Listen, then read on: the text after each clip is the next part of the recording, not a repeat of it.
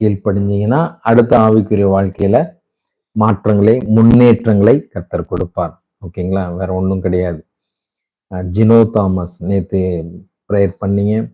கண்டிப்பாக கர்த்தர் உங்களை ஆசீர்வதிப்பார். ரபஷந்து ரியங்கதரா நன்றிப்பா, நன்றிப்பா. ரமஷந்து ரியகதரா. அதே போல தேவ அற்புதங்கள் செய்திருப்பாரே ஆனால் நீங்கள் அதை சாட்சியாய் பகிர்ந்து கொள்ள ஆசைப்படுங்கள். அது அநேகருக்கு அது பலனாய் இருக்கும். அநேகர் வாழ்க்கையில அது நீங்கள் சொல்கிற வார்த்தை மாற்றங்களை கொண்டு வரும்.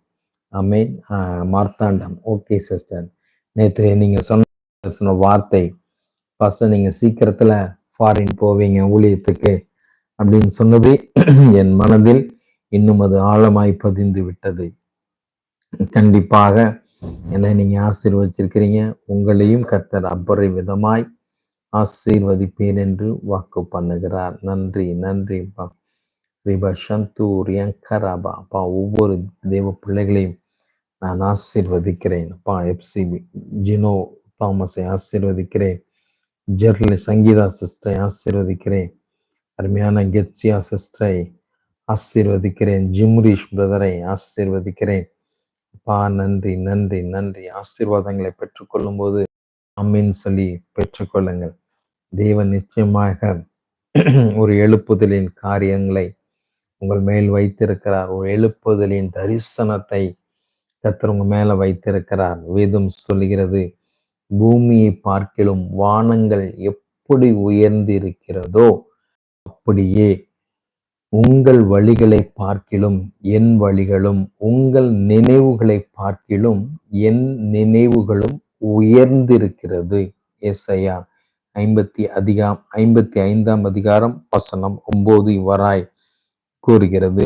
நிச்சயமாய் உங்கள் வாழ்க்கையில நீங்கள் நினைப்பதை காட்டிலும் தேவன் ஒரு பிரதானமான திட்டத்தை உங்களுக்கென்று வைத்திருக்கிறார். தேவன் உங்களை குறித்து ஒரு தரிசனத்தை வைத்திருக்கிறார். அந்த தரிசனத்தை நிறைவேற்றி தீரும் அளவும் உங்களை கைவிடுவதில்லை என்று வேதம் சொல்கிறது.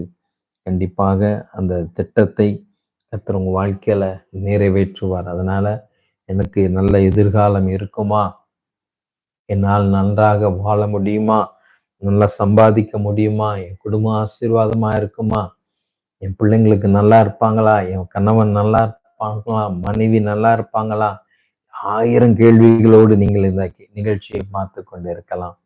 ஆண்டவர் உன் நினைவை காட்டிலும் என் நினைவு மேலானது. நான் உன் யோசனைகளை காட்டிலும் என் யோசனைகள் மேலானவைகளை. பா நன்றிப்பா, நன்றிப்பா. உங்க திட்டத்தை பார்க்கலும் தேவ திட்டம் அது மிக பெரியது. நன்றிப்பா. நான் கொண்ட திட்டம் சிறியதென உம் திட்டம் கண்டவுடன் புரிந்து கொண்டே, தற்கால தேவைக்காய் உமை நோக்கி பார்த்தே, தற்கால தேவைக்காய் உமை நோக்கி பார்த்தே, தலைமுறை தாங்கும் திட்டம் தந்தே, தலைமுறை தாங்கும் திட்டம் தந்தே, நான் கொண்ட மேன்மைகள் எல்லாம் உம் கரத்தின் ஈவு, நான் பார்க்கும் உயர்வுகள் எல்லாம் நீரீந்தும் தயவு. எத்தனை பேர் நம்புறீங்க? நம் வாழ்க்கையில் நடந்து கொண்டிருக்கிற காரியங்கள் எல்லாம் தேவனுடைய கிருபை, தேவனுடைய தயவு.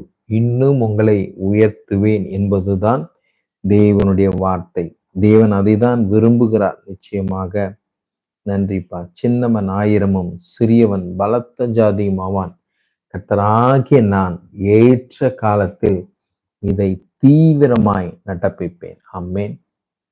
தேவன் உங்கள் வாழ்க்கையில் தீவிரமாய் செய்யக்கூடிய காலகட்டத்திற்குள் நீங்கள் வந்திருக்கிறீர்கள். இதுவரைக்கும் தடைகள் இருந்திருக்கலாம், வேதனைகள் இருந்திருக்கலாம், கண்ணீர் இருந்திருக்கலாம், போராட்டங்கள் இருந்திருக்கலாம், அவமானங்கள் இருந்திருக்கலாம், நிந்தைகள் இருந்திருக்கலாம். ஆனால் தேவன் அவைகளை முற்றிலுமாய் மாற்றக்கூடிய ஒரு அனுகிரகமான சூழ்நிலைகளுக்குள் நீங்கள் இருக்கிறீர்கள்.